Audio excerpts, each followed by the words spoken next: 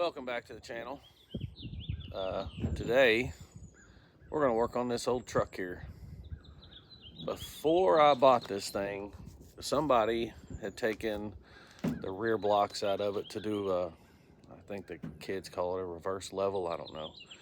But it looks decent, but I want it back up to factory ride height. So I'm going to put the blocks back in the rear, and I'm going to add coil spring spacers to the front.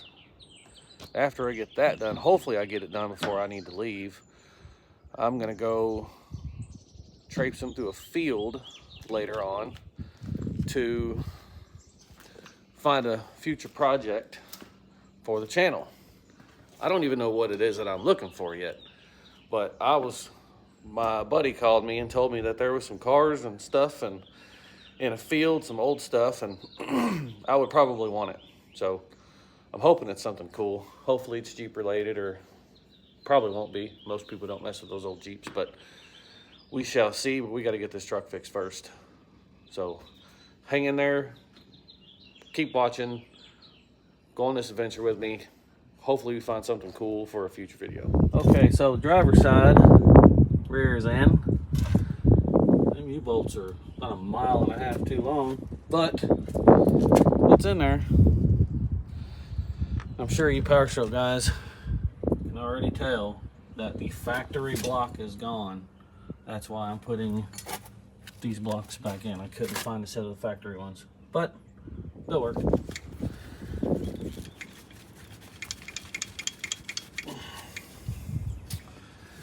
I don't know about you all, but I'm a Harbor Freight and tool kind of guy.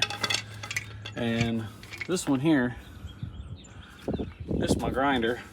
I go through probably 3 or 4 of these a year, but if you pay attention to the Harbor Freight sales, you get them free with the purchase of another tool. So I get a whole bunch of free ones all the time.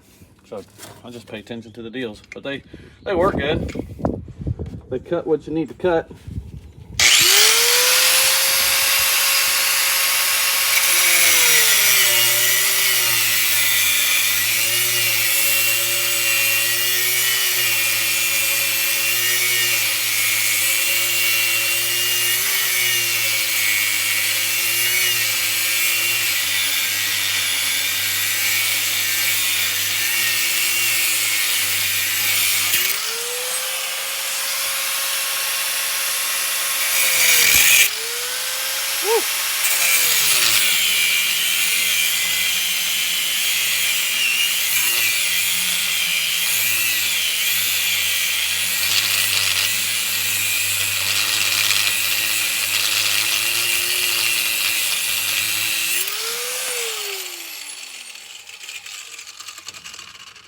Nice.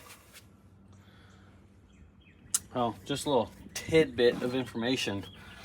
If you do cut bolts off, put your nut on there first. Because if you don't, if this happens, because I screwed it up like a dummy, you'll never get your nut on there. But at least if your nut's on there and you cut it off and this happens, you don't have to worry about it until you go to take it off. Not the best, but a little tip. Okay, so the rear is finished all the way. The truck looks almost like a truck again. It'll look better when I get the front finished. But it is now time for me to go traipsing through this field I mentioned earlier.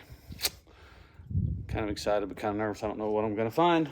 So I'm going to close the shop up and see you back here in just a second. Well, I made it out here to this old place, but unfortunately the cars were a little bit too rough for what I was looking for.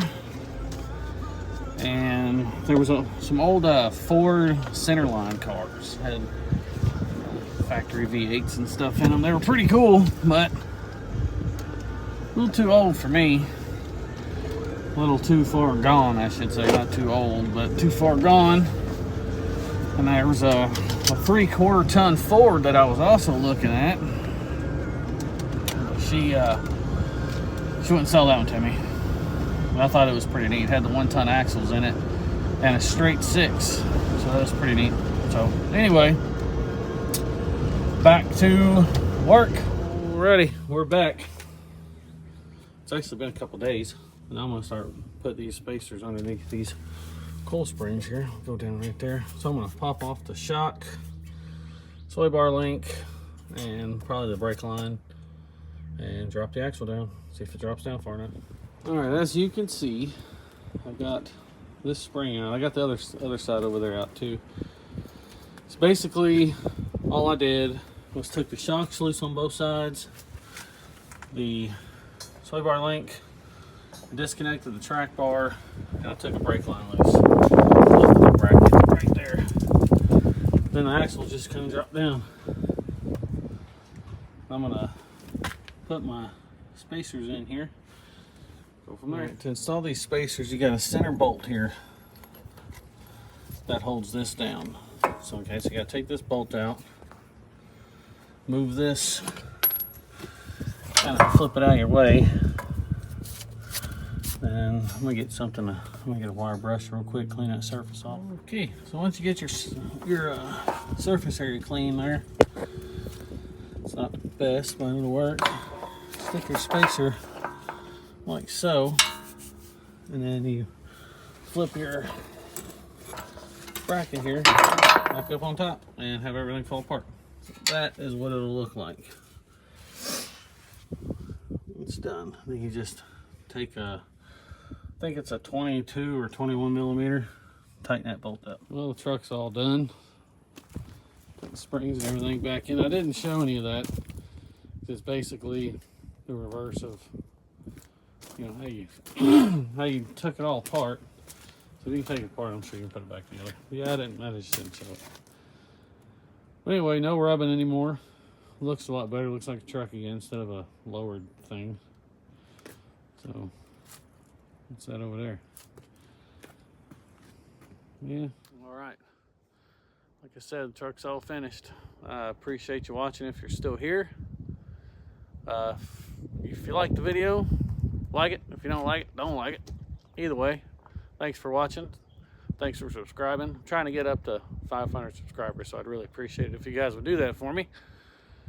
Keep an eye out on the channel. There's going to be a couple more things happening this year. I'm not going to tell you what, just in case they don't happen.